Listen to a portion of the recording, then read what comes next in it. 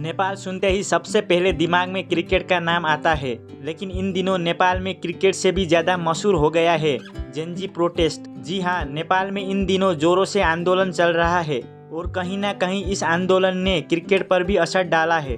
काठमांडू की सड़कों पर हजारों युवा उमड़ आए थे। उनकी हाथों में मोबाइल फोन थे और उनके होठों पर गूंज रहे थे परिवर्तन के नारे। हम चुप नहीं रहेंगे, भविष्य हमारा है।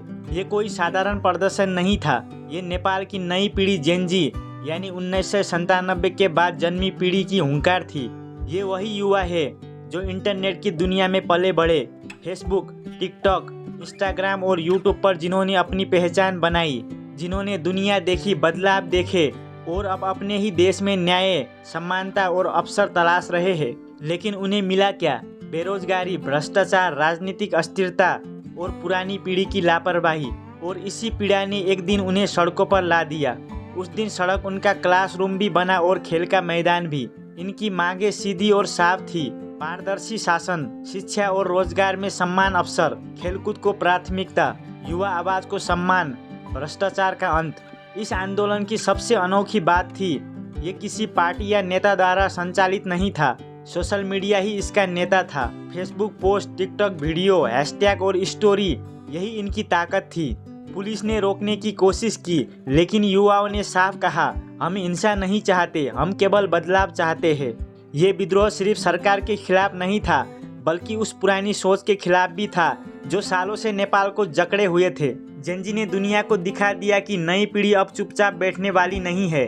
उनकी आवाज़ नेपाल की गलियों में गूंजी और ये आवाज़ अब बुझने वाली नहीं है, क्योंकि ये आग हर युवा के दिल में जल रही है। ये आंदोलन केवल राजनीति और समाज तक सीमित नहीं रहा, इसका असर नेपाल के खेलकूद, खासकर क्रिकेट पर भी गहराई से पड़ने लगा। नेपाल में क्रिकेट केवल खेल नहीं है, आशा है, सपना है।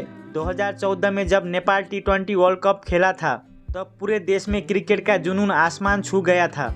लेकिन उसके बाद बोर्ड के विवाद, राजनीति, भ्रष्टाचार और पारदर्शिता की कमी ने खिलाड़ियों और दर्शकों दोनों का मनोबल तोड़ दिया। आज नेपाल का क्रिकेट फिर से तरक्की की राह पर है। टेस्ट राष्ट्र बनने का सपना पलकों पर है और जेनजी यानी यही युवा दर्शक इस खेल के सबसे बड़े समर्थक है। लेकिन अब यही युवा जब सड़कों पर परिवर्तन की मांग कर रहे हैं, तो उसका असर क्रिकेट मैदान तक भी पहुंचा है। खिलाड़ियों का मनोबल, खिलाड़ी भी इसी पीढ़ी से आते हैं। वे अपने साथियों के दर्द और संघर्षों को समझते हैं। कई क्रिकेटरों ने खुलेआम आंदोलन का समर्थन किया है। इससे उनका रिश्ता आम जनता से और गहरा हो गया है। मैच का माहौल, पहले जहां स्टेडियम खचाखच भरे रहते थे, अब कई बार दर्शक आंदोलन में व्यस्त रहते हैं। खेल देखने वालों की संख्या थोड़ी घटी है।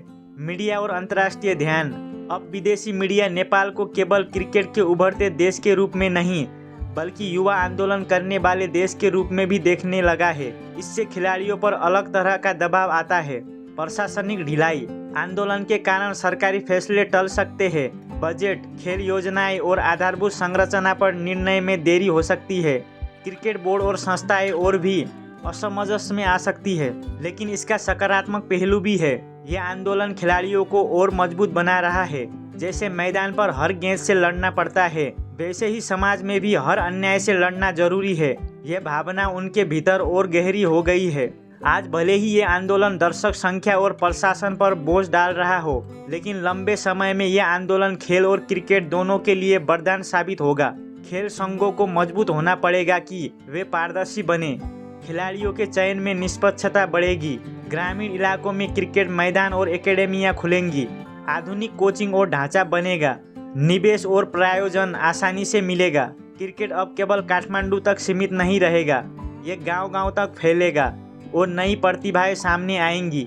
भविष्य में जब नेपाल की टीम विश्व क्रिकेट को चुनौती देगी, तब इतिहास याद करेगा, इस जेनजी आंदोलन ने खेल को भी नई जिंदगी दी थी। जेनजी का आंदोलन केवल तत्कालीन व्यवस्था के खिलाफ विरोध नहीं है, ये तो भविष्य निर्माण की चिंगारी है।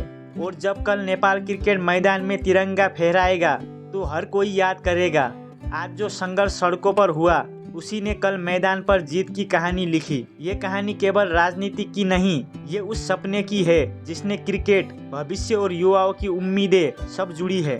दोस्तों, अगर आपको लगता है कि नेपाल में हुए प्रोटेस्ट ने नेपाल क्रिकेट को पीछे कर दिया है, तो कमेंट करके बताएं और सब्सक्राइब करना ना भूलें।